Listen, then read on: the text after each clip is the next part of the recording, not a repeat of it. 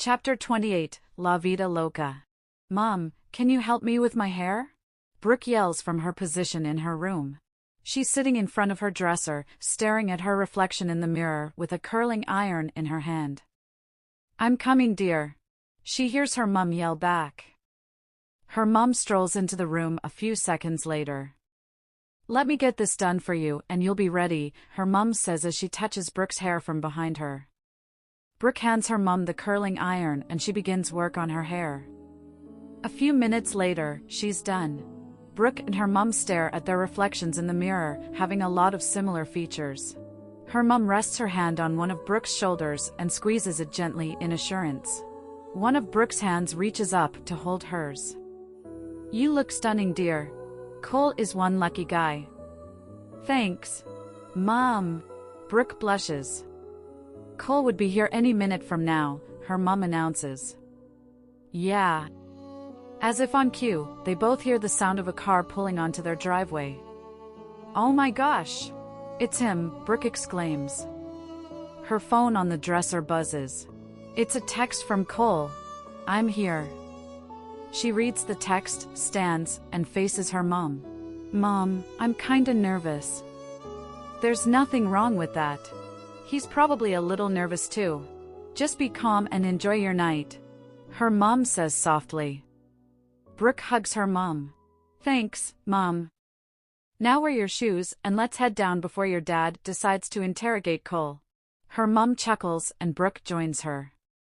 After getting into heels to match her black dress, her mom hands her a purse and her phone.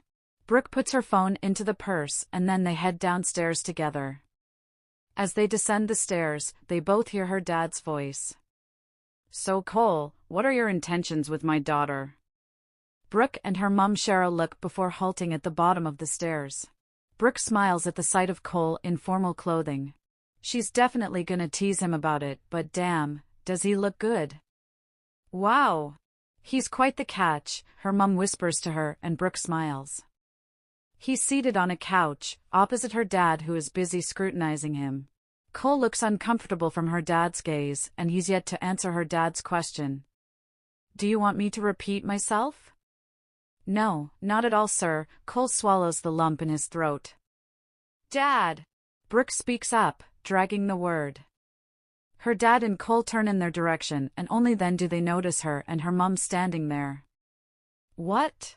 I'm just looking out for you, her dad says. By trying to scare away my date? Brooke retorts as she walks over to Cole.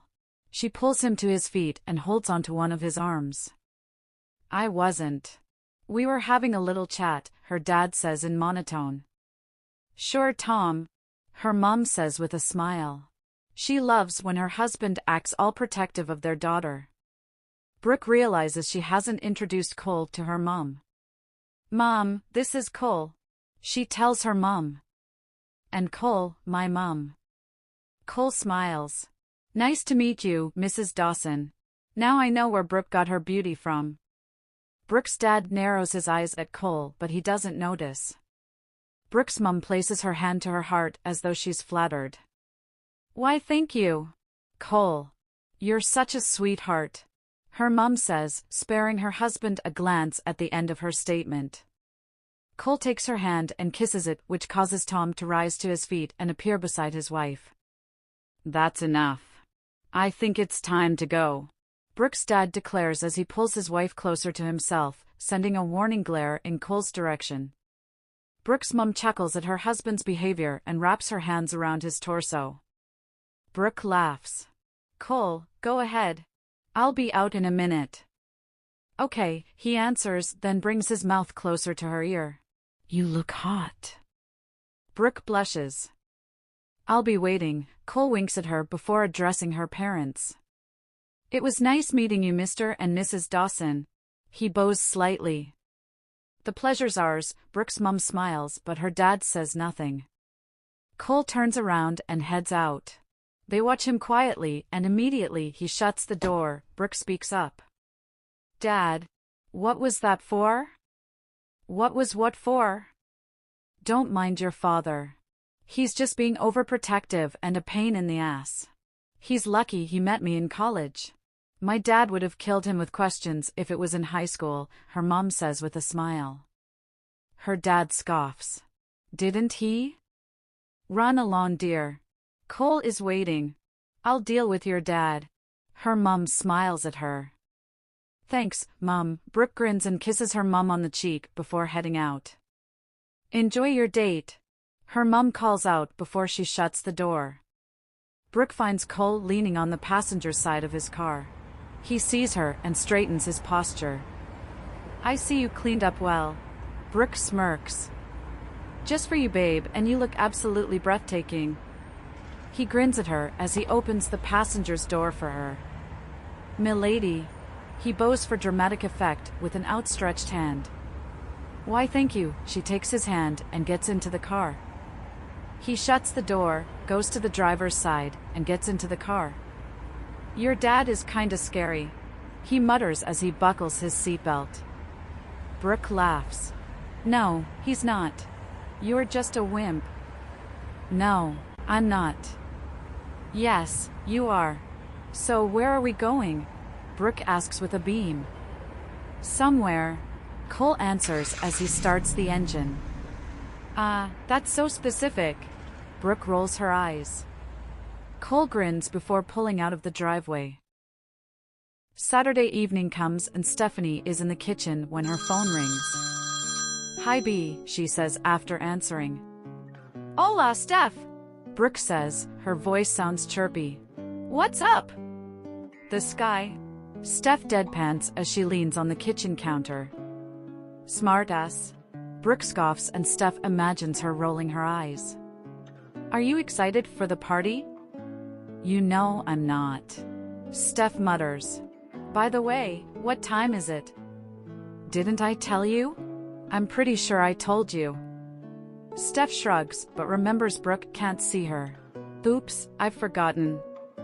It's 2 hours from now. At 8. Brooke asserts. But I don't want to go. Steph groans. You are going.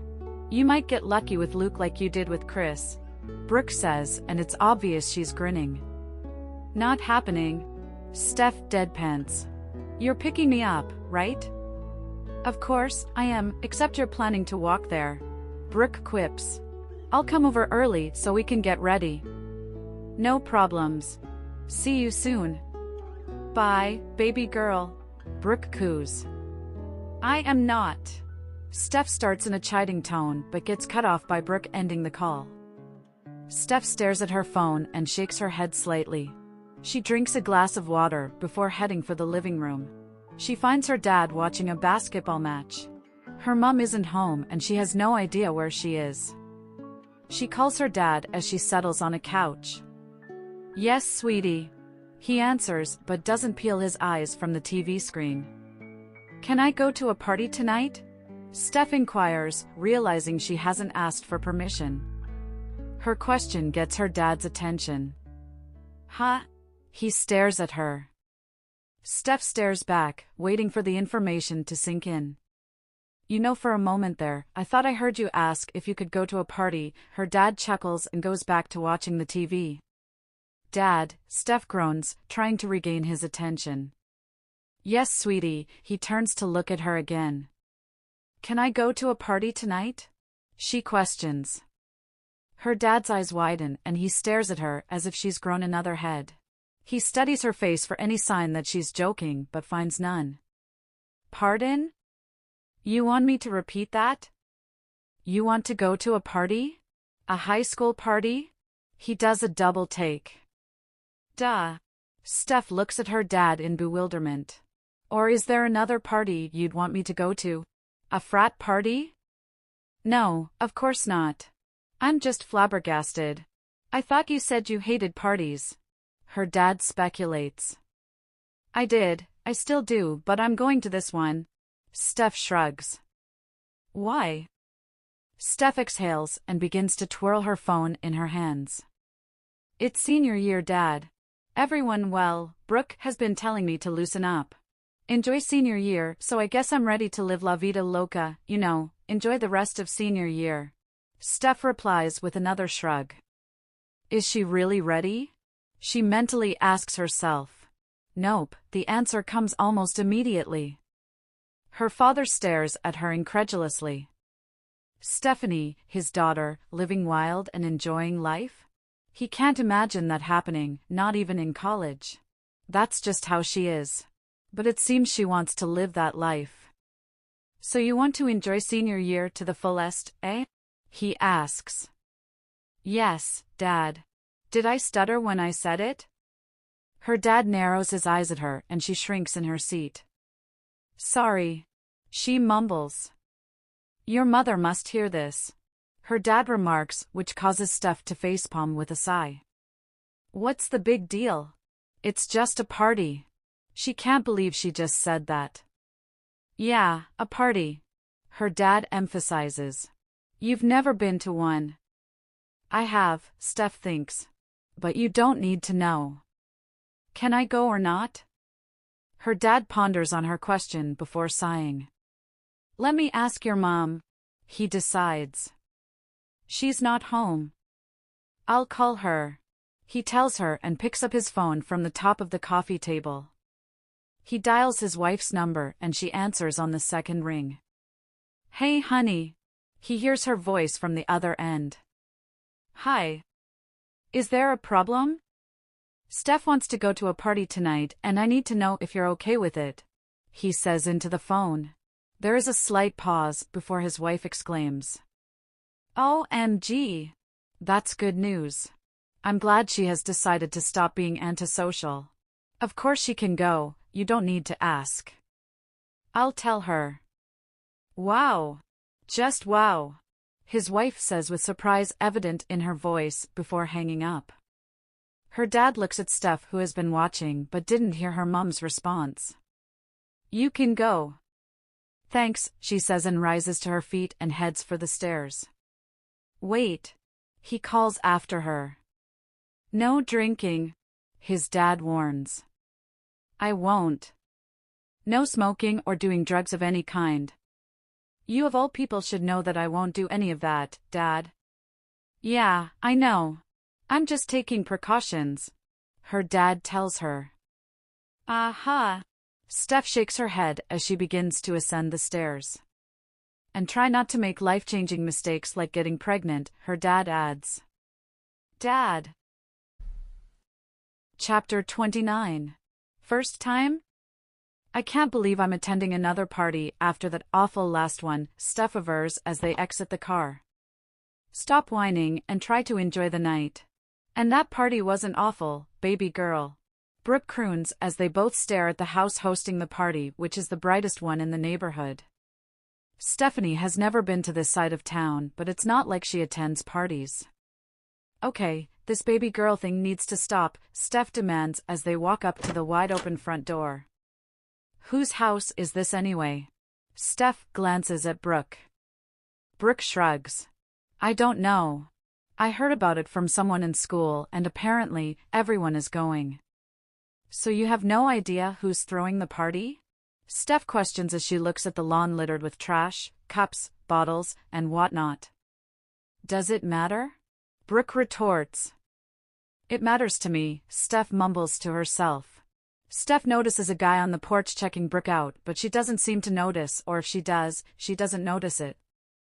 They both climb the stairs and halt at the top. You ready? Brooke asks her. Nope. Great, Brooke says enthusiastically and pulls Steph with her into the house. The party is just like the usual party high schoolers throw. Music is blaring out of stereos all over the place, magnifying the sound so much you can feel the music. And just like the last time, Steph resists the urge to cover her ears. She rubs both hands on her jean-clad thighs in trepidation. She didn't let Brooke coax her into wearing one of her dresses this time around. People are busy talking, dancing, drinking, making out, doing whatever they want to. Brooke takes one of Steph's hands in hers and weaves them through the crowd of teenagers to the kitchen. Want a drink? Brooke asks Stephanie after letting go of her hand.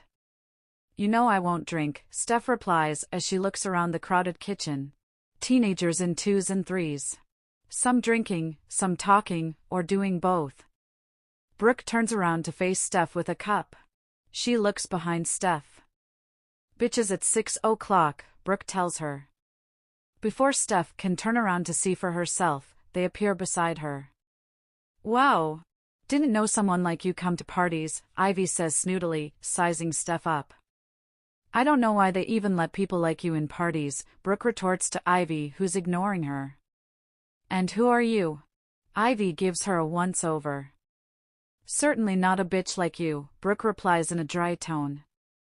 Aspen gasps, but Ivy remains stoic. Oh, I see. You're a friend of hers, a loser like you, Ivy says. And you're not? If someone like you is the definition of a winner, I'd prefer to stay where I am. Brooke hisses. Steph remains silent, watching the exchange. Ivy lifts her left hand close to her face and begins to inspect her fingers as if the conversation is boring her. You know, I've seen wannabes like you. You can only wish you were in my place. I think she's the girl dating Cole, Aspen tells Ivy. Ivy shakes her head slightly. I'm disappointed in Cole. He could do better than this. She gestures to Brooke. Just look at what she's wearing, what they're both wearing. At least it's better than yours. Yours look 2 sizes smaller, and it looks like you'll soon pop out of it. Like a jack-in-the-box, Brooke scoffs. Stephanie snickers and Ivy sends her a glare, making her avert her gaze to the floor. I'm tired of seeing your face. It's ruining my night. Brooke waves her hands and looks away as if disgusted by Ivy's appearance. Stephanie stares at Brooke in disbelief and Brooke sends her a grin. Then they begin to ignore Ivy and Aspen. Ivy glowers at Brooke but says nothing because she's still shocked. Her face still looks calm but she's raging on the inside. Before she can make any move to get back at Brooke, Aspen pulls her away. Why are you pulling me away? Let me at that bitch, Ivy bellows at Aspen. Do you think you have a chance against her? Aspen gives her an incredulous look before releasing her hold on her. If you do, go ahead. But Ivy doesn't move. Yeah, I thought so too, Aspen scoffs and Ivy walks ahead in anger. Stephanie and Brooke watch them walk away before Steph turns to Brooke. I can believe you just did that, Steph says, covering her mouth with her hand dramatically. Someone needs to put that bitch in her place and constantly knock some sense into her head, Brooke rolls her eyes. She didn't even do anything. I was expecting a catfight to be honest, Steph says. Brooke shrugs and takes a sip from her cup. We need to find Cole and Luke. You need to find Cole, Steph corrects her, emphasizing you, and Brooke does another eye roll. You still want to avoid him here? Brooke asks in disbelief. He made you come here, you know. No, he didn't. I'm here of my own free will. If I didn't want to come, nobody would have changed my mind, Steph retorts. Brooke stares incredulously, sure. She takes a sip of her drink. Steph purses her lip. Ivy is here. Have you forgotten she warned me to stay away from him? The more reason you should find him. Who the heck cares about that bitch? Steph doesn't say anything to that, she watches Brooke finish her drink. Okay, I'm going to find them. You coming? Brooke inquiries. Steph contemplates. Even though she doesn't want to leave Brooke's side, she'd prefer to stay in the kitchen. No, I'll stay here. Do as you please, but do not take a drink from anyone and don't do anything I wouldn't do, Brooke chides. Sure, mother, Steph huffs before Brooke walks away with a smile on her face. Steph sighs and decides to make herself comfortable by sitting on one of the empty stools. She looks around the kitchen, people are talking, drinking, and kissing. She sighs before pulling out her phone from her back pocket to play a game. A few minutes later, Steph is so into the game that she doesn't notice someone beside her. Hi. Steph hears the voice that gets her attention. She looks up to see a girl with beautiful ebony skin looking at her. Can I sit? The girl asks after gaining Steph's attention. It's a party, you can sit anywhere you want, Steph thinks, but nods. Sure. Steph watches her sit on the empty stool beside her. I see you're playing Candy Crush. I love that game, she tells Steph. Steph stares at her phone screen before replying. Yeah, me too. Not your scene, huh? Yeah, Steph answers. Same here. My best friend dragged me here, the girl says with a smile. Steph finds herself chuckling. Mine too. I'm Adiz. The girl extends her hand for a handshake. Ada for short. Ada, Steph finds herself saying as she takes her hand. The name sounds foreign in her mouth. Adiz smiles. I'm Stephanie. She introduces herself. Steph for short. Adiz chuckles at that. Stephanie has always been one of my favorite names. Why, thank you. Steph grins. Though she just met the girl, she feels comfortable talking to her. So where are you from? Steph finds herself asking. That's if you don't mind me asking, she quickly adds. Adiz smiles before answering. I'm from Nigeria in West Africa. Wow. Steph locks her phone and drops it on the counter. How long have you been here? For about 3 months, Adiz replies after a moment of thinking. So how are you liking it so far? Steph inquires as her eyes flicker to Adiz's hair. It looks really thick and voluminous and she has the urge to touch it. It's pretty cool but very different from where I come from, Adiz says. Here is well developed unlike where I come from. The main problem we have is corruption. Our leaders embezzle the money meant for the masses, which leads to a lot of other problems. The difference is as clear as day. Really? Steph asks, intrigued. How so? Well, for starters, schooling is different. Back at home, we have kindergarten, nursery, primary and secondary school. Some even finish high school at the age of 15, Adiz explains. Wow! The food is very different. I even got sick during my first week here because of the food, Adiz says with a chuckle. Steph smiles, but says nothing. Her eyes once again flicker to Adiz's hair and she just stares at it, wondering how it would feel in her hands. What? Is something in my hair? Adiz asks as her hand finds its way to her hair. No, nothing is in it. It just looks so thick and kinky, Steph replies. Adiz chuckles as if she's heard that a lot of times. Can I feel it? Steph asks reluctantly. Sure. Adiz leans forward and Steph touches her hair. Wow! You have no idea the trouble I go through to make my stubborn hair look presentable. It's mostly in braids. Adiz states as she sits straight. I can't even imagine, Steph mutters. Tell me more about your hometown. She loves learning new things. Oh right, Adiz answers with a thoughtful look on her face. Fun fact, a lot of people hate cats where I come from. Why? Steph whines in confusion. They're lovable creatures. Adiz scoffs. They're believed to be used for diabolical means. Only a few still take them as pets. That's awful, Steph drawls. Adiz spends the next 10 minutes telling Steph more and Steph listens attentively. I've always wanted to travel around the world, you know. Learn new cultures and all that. Maybe I would visit sometime. Yeah, sure. If you'd be able to survive it.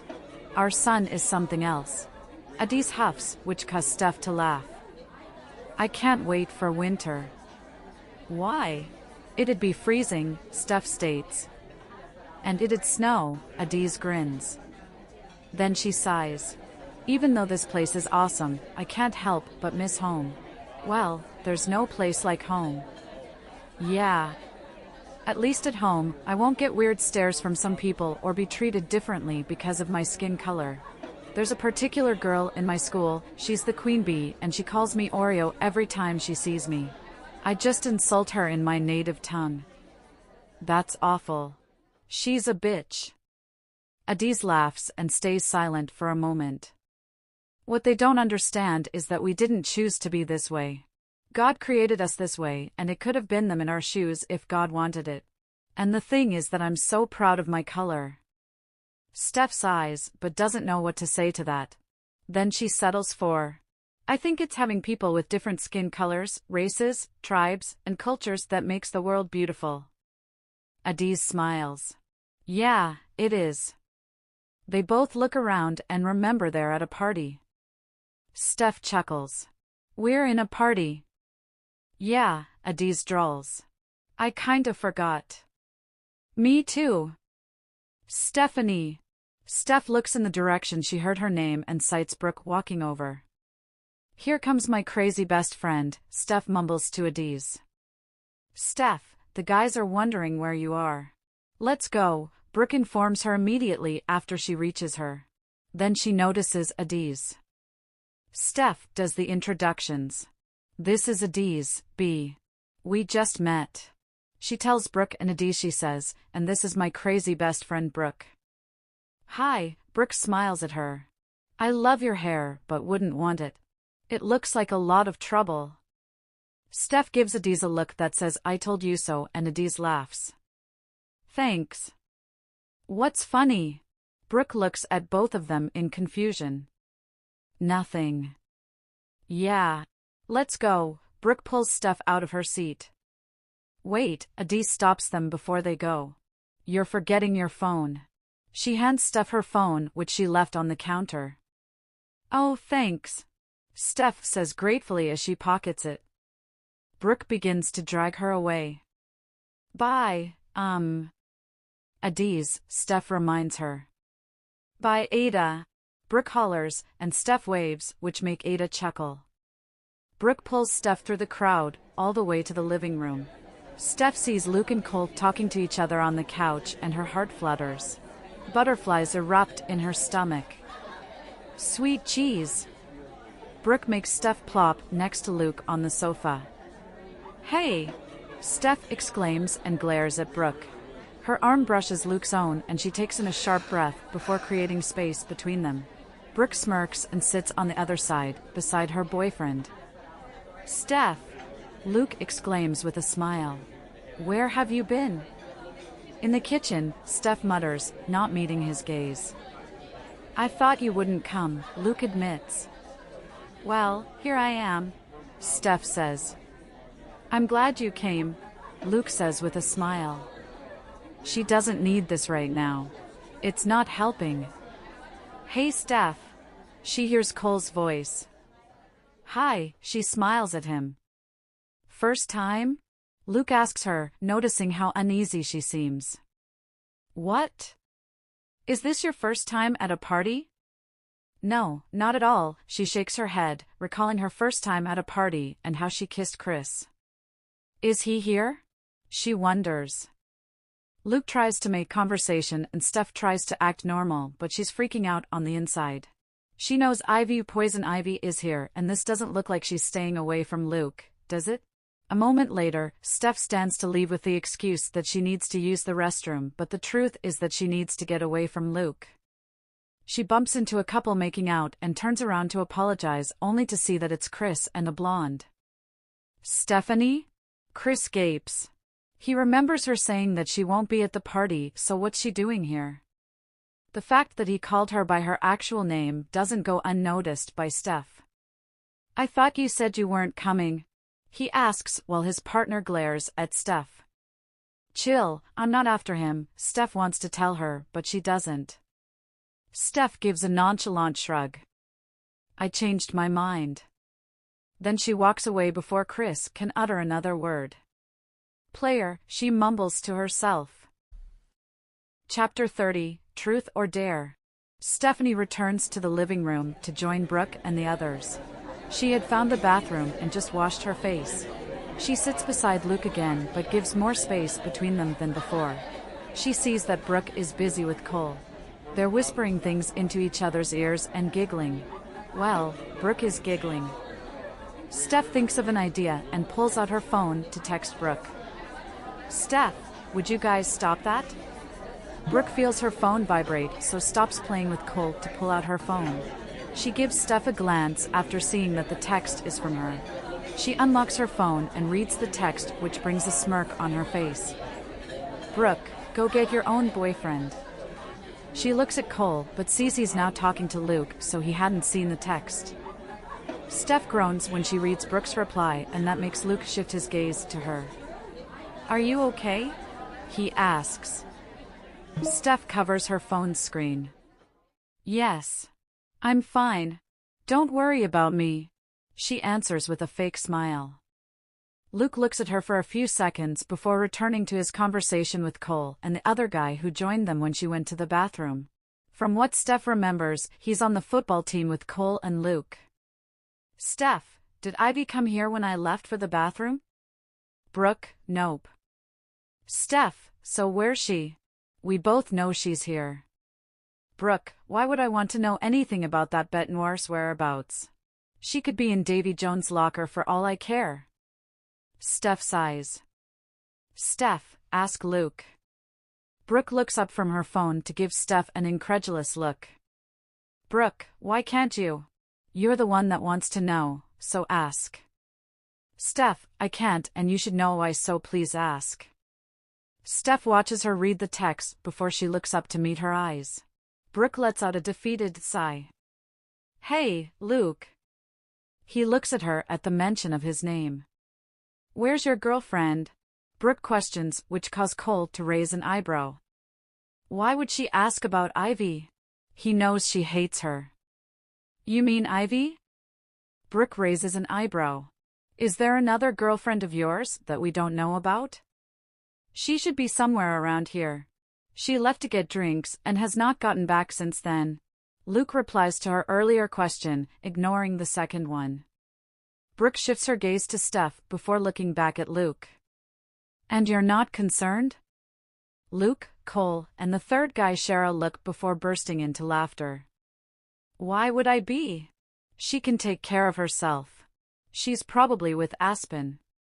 Brooke gives Steph a look that seems to say that's the answer you wanted. Steph clears her throat. Maybe you should call her, to make sure she's safe. It's a party after all, anything can happen, Steph says without meeting his gaze. I guess you're right, Steph hears Luke say as she looks around. There's a pause before Cole speaks. What are you doing? Steph turns to see Luke's phone in his hands just as hers is in her hands. I'm going to call her, Luke answers. We're in a party, the noise, the third guy says. Luke groans. Let me go find her then. He stands and walks away in search of Ivy, and only then does Stephanie breathe normally since she got back. She moves to sit beside Brooke. Why did you leave there? Brooke asks. I'm not comfortable beside him and he might come back with poison ivy.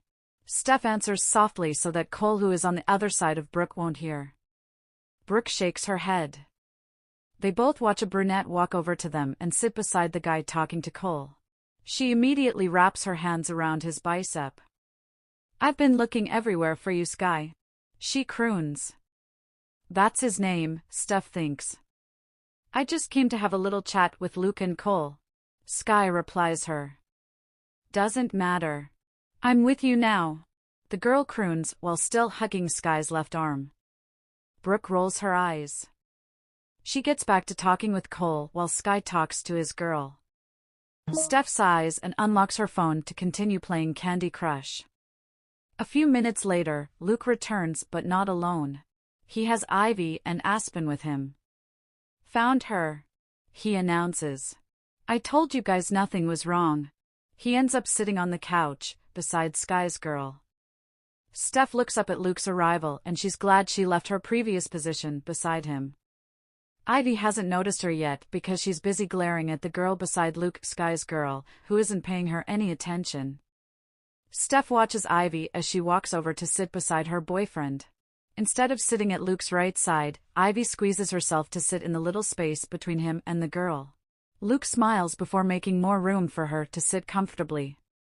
After that, Ivy begins to scan the faces of people seated and Steph looks away before her eyes land on her. Ivy shoots daggers with her eyes when it lands on Brooke, who hasn't spared her a glance since she came. Then she does the same to Steph beside her. After a moment of everyone doing what they want, Aspen speaks. Hey, let's play a game, she suggests from her position near Luke. She had made sure to leave enough space for two people between them. She doesn't want to get on Ivy's bad side. Yeah. How about truth or dare? Sky's girl says with a cheery voice. I'm in. Aspen agrees. Others agree, but Steph doesn't say anything. Must a stupid childish game be played at every one of these parties? Steph whispers to Brooke. Brooke shakes her head slightly with a small smile on her lips. Stephanie. I'm not participating in this game. Steph tells her. Okay. It's your choice. Brooke replies. Before we start, Sky's girl rises to her feet. Let me get Cleo. She loves playing this game. With that said, she walks off to find her friend. She returns with a blonde, and guess who her friend drags along? Christopher. Steph recognizes her as the girl he was making out with. At least I'm not participating, Steph thinks. Sky's girl returns to her previous seat while Cleo and Chris occupy the space between Aspen and Luke. Chris and Steph lock their eyes for a moment. A smirk appears on Chris' face and he winks at her. Steph breaks the eye contact and looks away. Chris doesn't like the idea of having to play Truth or Dare with Ivy present, but Stephanie is, and it'd be fun. We're playing Truth or Dare, Sky's girl announces. Who wants to go first? Me, Aspen says. But firstly, Chris, where's Jason? She questions. I don't know, Chris shrugs. A frown appears on Aspen's face at Chris' answer. She hasn't seen him. How she wishes he was here to play the game also. Maybe she should go find him instead. Tonight might be her lucky night. She has been following Ivy since they arrived, but now that Ivy is here, about to play Truth or Dare, she can go find Jason and try her luck. Okay. I've changed my mind. Someone else should go first. Aspen rises to her feet. Why? I need to do something, she tells them and hurries off before anyone can ask a question. No one talks for a few seconds after her departure. Okay. Cleo speaks first and scans the face of everyone seated. She stops at Steph and motions to her. Why don't you go first? Brooke nudges Steph to gain her attention. Huh? Cleo nods. Start the game. Me? No way. I'm not interested, Steph replies her. So you're not participating? Cleo asks. Nope. You guys go ahead. I'll be here, minding my own business. Steph answers, risking a glance at Chris to see a blank look on his face. Okay then. I'll start, Sky's girl speaks. Cleo. Truth or Dare? Everyone waits for Cleo's answer, staring at her. Dare. She smirks. Kiss anyone you want to for a minute. Sky's girl dares her. Seriously, Mia? Sky's girl, whom Steph and Brooke just got to know her name, Mia shrugs. Pretty much. That's easy. Cleo pulls Chris closer and kisses him. Steph looks away, pursing her lips. Thank goodness I'm not participating, she muses. Cleo and Chris continue kissing and Mia times them. Chris doesn't feel comfortable kissing Cleo, mainly because Steph is here, watching. It's bad enough that she bumped into them making out. All these just speak player, just as she described him. He doesn't know why he doesn't want her to think of him as that. Time up you two, Mia announces. They separate and the first person Chris looks at is Steph, but she's busy on her phone. And the game continues with Brooke, Cole, Sky, Mia, Ivy, Luke, Cleo, and Chris as players. I'll go next. Cleo decides, then points at Brooke. You're Brooke, right? Yeah. Truth or Dare?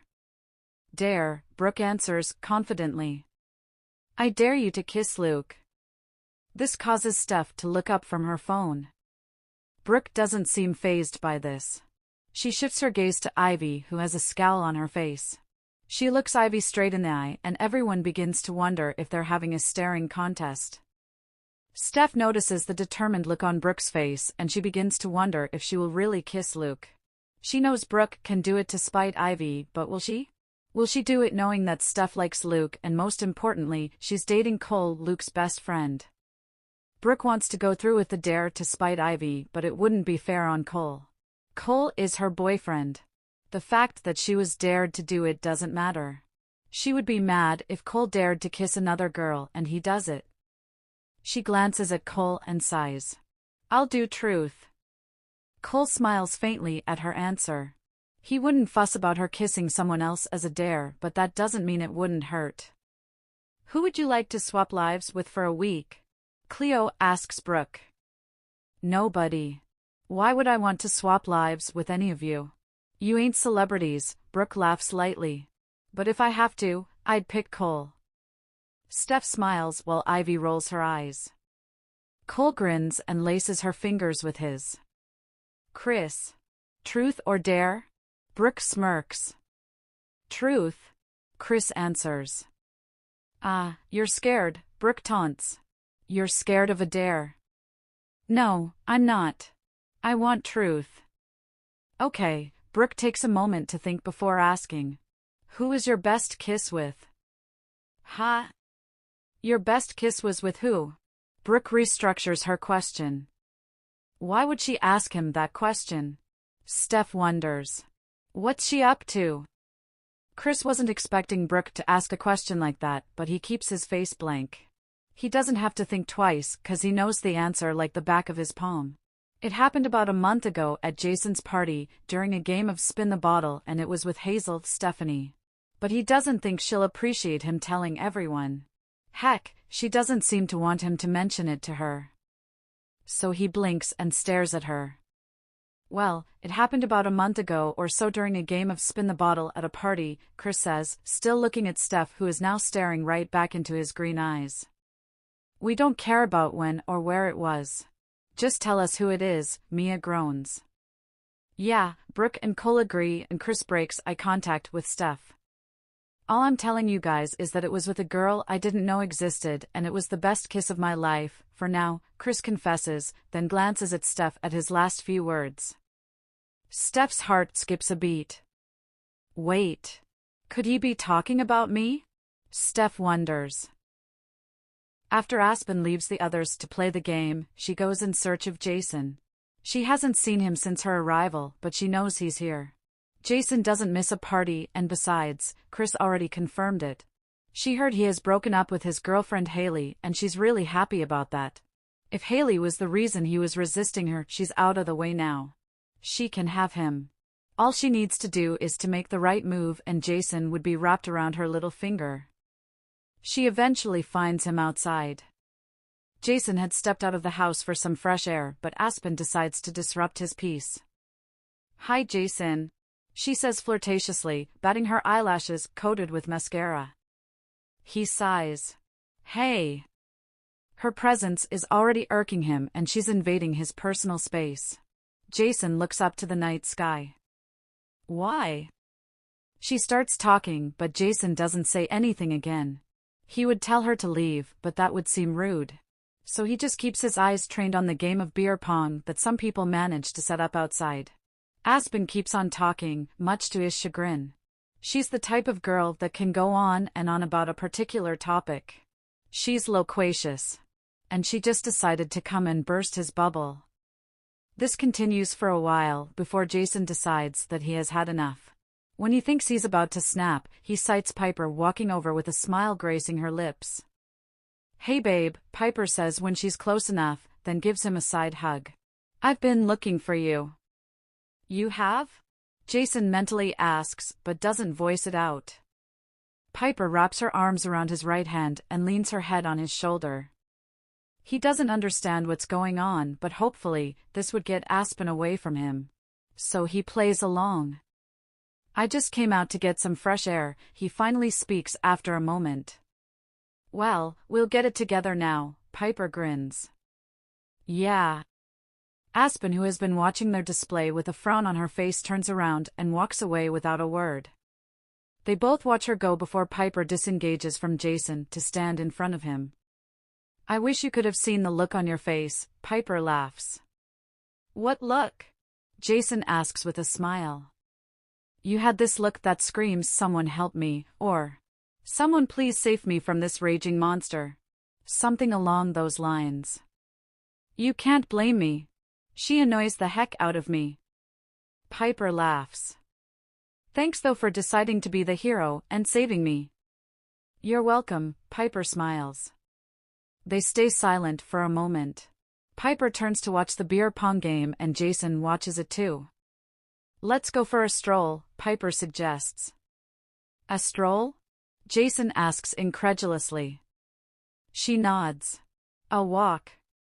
I don't know, Piper. It's pretty late for a stroll. Don't worry. This neighborhood is safe, or are you scared? She raises a teasing eyebrow at him with a tiny smile. Of course not, Jason quickly replies. Then let's go.